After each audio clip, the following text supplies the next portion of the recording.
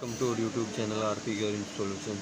चलो मैं अपनी शुरुआत एक शायरी से करता हूँ कि हमने उन्हें पाने की हसरत पाल रखी है और जुबां को उनके नाम की आदत डाल रखी है। कि हमने उन्हें पाने की हसरत पाल रखी है और जुबां को उनके नाम की आदत डाल रखी है। और जब पता चलेगा उन्हें वो दौड़ कर आएंगे कि हमने उनके लिए दिल से हर चीज़ निकाल रखी है।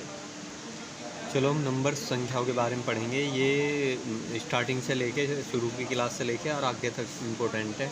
कभी कभी 12th के बच्चों तक कोई पता नहीं होता इनके बारे में, ठीक है। तो मोस्ट इम्पोर्टेंट है, इन्हें पढ़ लेना, ये अच्छे से याद कर लेना, समझ लेना, ठीक है। पहले ये होती है प्राकृत संख्याएँ, या इंग्लिश में बोलते हैं नेचुरल नंबर। 1 से अनंत तक की जितनी भी संख्याएँ हैं वे हमारी प्राकृत संख्या कहलाती हैं।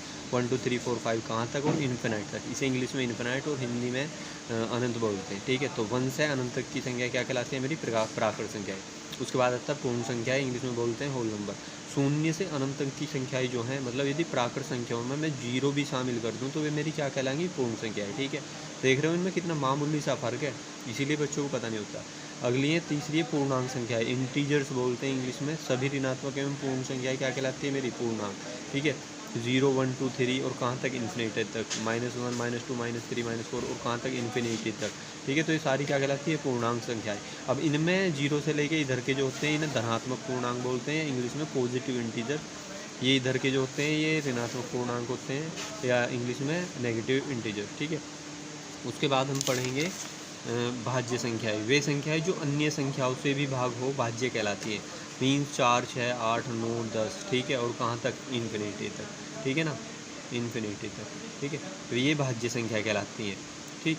अब अभाज्य संख्या क्या होती है? अभाज्य संख्या वे होती है वे संख्या जो अपने आप से व 1 से भाग हो। ये क्या होंगी? ये केवल स्वयं से एवं 1 से भाग होंगी, अभाज्य संख्या कहलाती है। जैसे 2 खुद से ही भाग होगा या 1 से भाग होगा। 3 खुद से ही भाग होगा या 1 से भाग होगा। 5 7 11 13 इन्फिनिटी तक। यहाँ ऐसा नहीं है 4 को या 4 भी भाग करेगा, 2 भी भाग करेगा, ऐसे 8 को 2 भी भाग करेगा, 9 10 को 5 भी भाग करेगा, 2 भी भाग करेगा, खुद 10 से भाग होगा, 1 से भाग होगा। मीन्स इसका तो राग खराब है, मीन्स इसे और संख्याएं भी भाग करेंगी, ठीक है ना, ऐसे समझ लेना, ठीक है। उसके बाद हम पढ़ेंगे परिमेय संख्याएं, इंग्लिश में बोलते हैं रेशनल नंबर।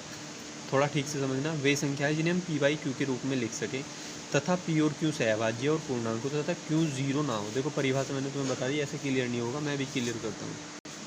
देखो पी बाई क्यू का मतलब है जैसे 3/2 हो गया, 5/3 हो गया, 7/4 हो गया, ठीक है। इस फॉर्म में बटो वाली जो फॉर्म है उसे बोलते हैं पी बाई क्यू की फॉर्म, ठीक है।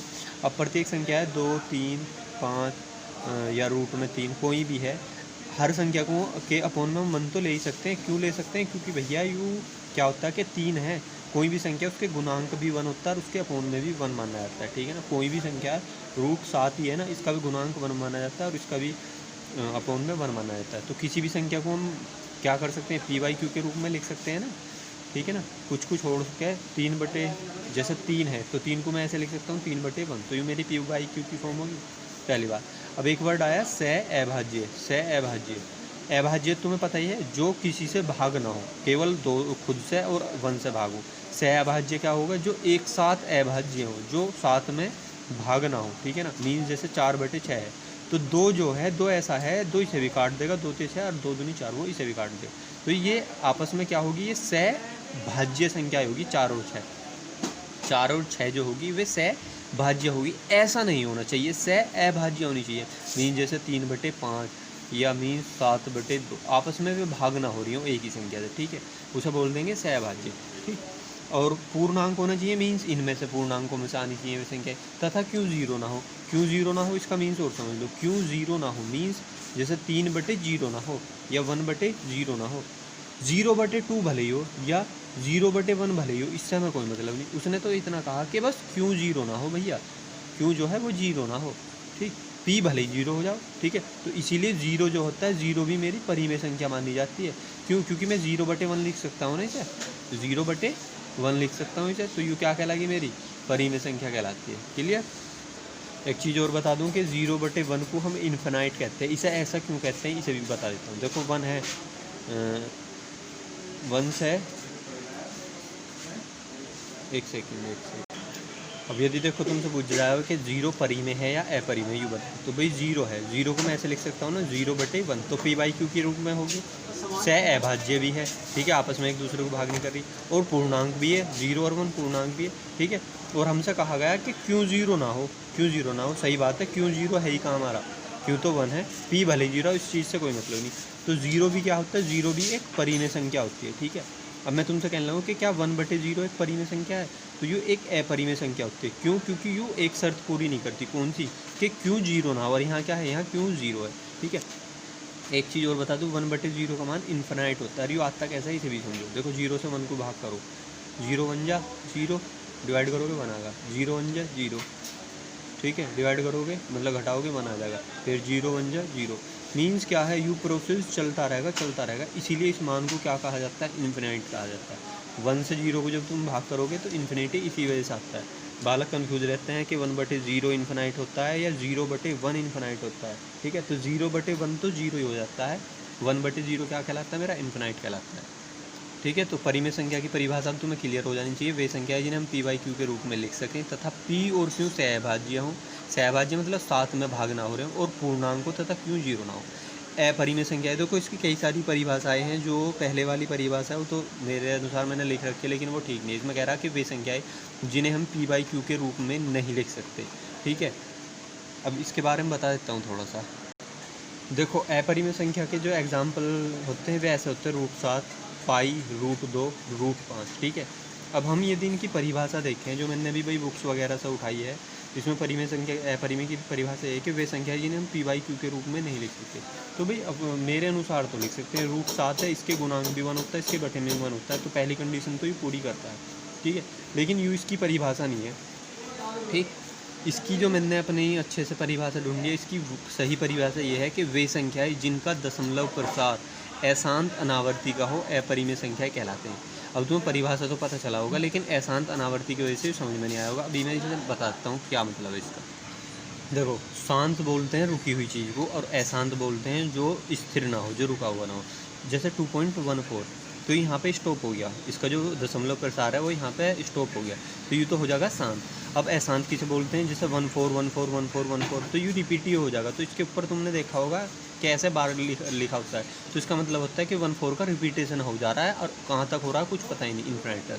तो ये तो हो जाता है अशांत। अशांत क्लियर हुआ। अब एक आता है आवर्ती। आवर्ती का मीन्स यू ही होता है, जैसे 14141414 की आवर्ती हो रही है, मतलब यहाँ 1414 आव जा रहा है। अशांत तो मतलब यू हो गया कि यू रुक नहीं रहा, शांत यू हो गया कि यहाँ स्टॉप हो गया, अशांत यू हो गया कि यहाँ यू रुक नहीं रहा। लेकिन आवर्ती यू होगी कि जो एक चीज़ की दोबारा से बार बार।